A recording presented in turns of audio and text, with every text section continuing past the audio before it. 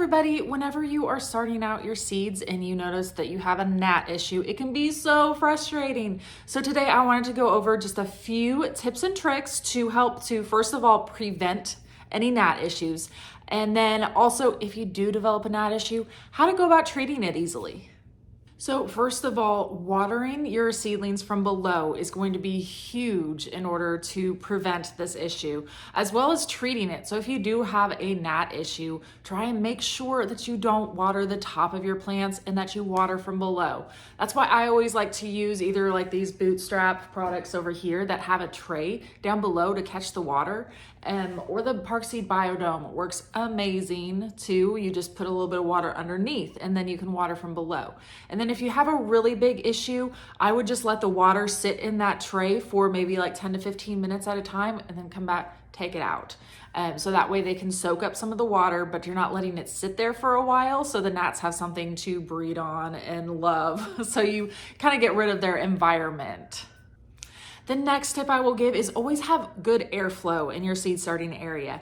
So here in our seed starting area, we have a couple different fans actually set up next to our seedlings. So we have a box fan and just other cheap office fans that we've just come across. You know, you can get them anywhere and everywhere. And we have them set up everywhere in here just to keep airflow moving.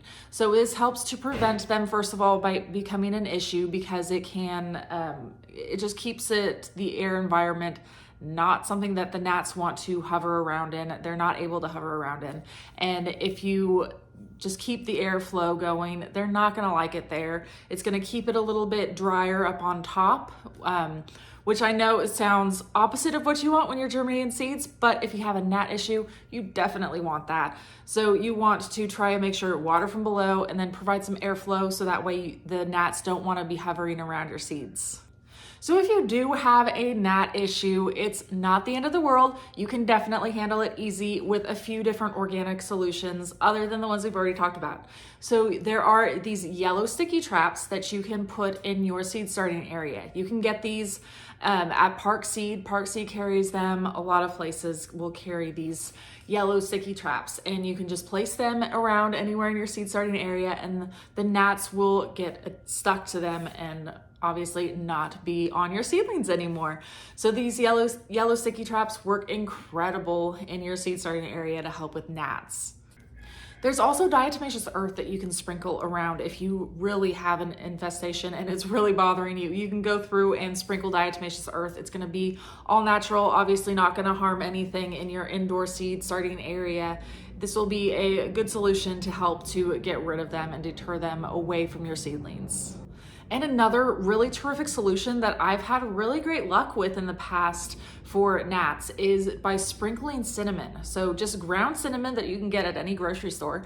Just go through and sprinkle it on top of any areas that you have issues with, and that will help to deter the gnats, get them away from those problem areas, and voila. So just a few tips and tricks. I hope that helps you in your seed starting area. Get rid of all of your gnats. If you have any other issues, please feel free to comment below and ask any questions that you have, and I will get back with you. Thank you so much for watching, everybody.